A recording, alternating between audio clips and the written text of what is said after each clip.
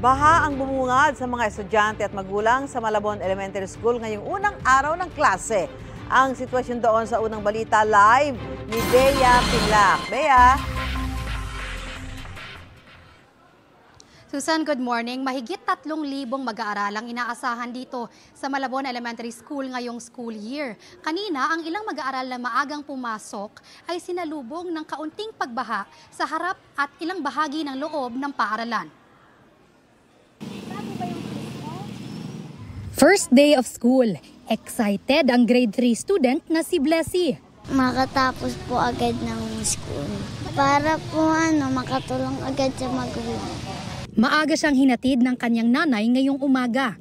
Ang sumalubong sa kanila, kaunting baha sa labas ng paaralan matapos magpump sa kalsada ang tauhan ng Malabon Elementary School ng bahang naipon mula sa loob ng paaralan. Ang paalala ng nanay ni Blessy sa kanya, antayin niyo lang ako, huwag siyang lulusong, basta dahan-dahan sa paglalakad, baka mamaya madulas eh. Ang ilang magulang na naghatid ng anak, nangangamba rin lalo't tag-ulan na ngayon. Minsan pinapahatid ko siya sa papa niya, nag-i-trike lang. Kasi mas malaki yung baha dito sa may ani. Minsan hanggang dito siya sa may tuhod. Sasabihan ko po pag naulan, maglalabas, antayin kung sino susundo sa kanya. Pagtitiyak naman ng pamunuan ng paaralan, hindi makakaapekto sa pag-aaral ng mga bata ang baha. Yung area po na may baha ay may tubig dyan, ay hindi naman po dyan pumupunta yung mga bata.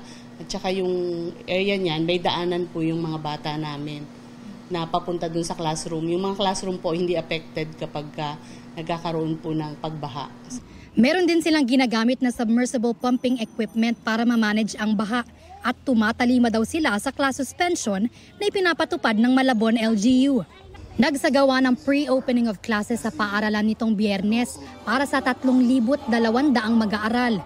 Inaasahan pang tataas ang bilang ng enrollees ngayong taon. Ngayon sigurado lahat ng bata na naka-enroll last year ay papasok na silang lahat, 100%. Nag-a-accept pa po kami ng mga enrollees, mga transferred in. Yan po, galing sa mga ibang paaralan. Hanggang next week, pwede pa po kami magtanggap. Ngayong araw hanggang bukas, sasailalim sa reading and math assessment ang mga mag-aaral para malaman kung sino-sino yung bibigyan ng libreng intervention program ng paaralan.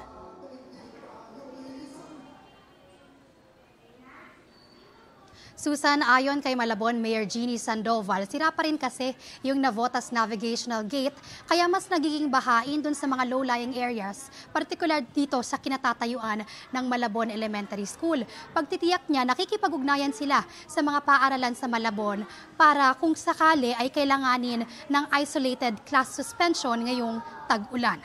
At yan ang unang balita mula rito sa Malabon. Bea Pinlac para sa GMA Integrated News.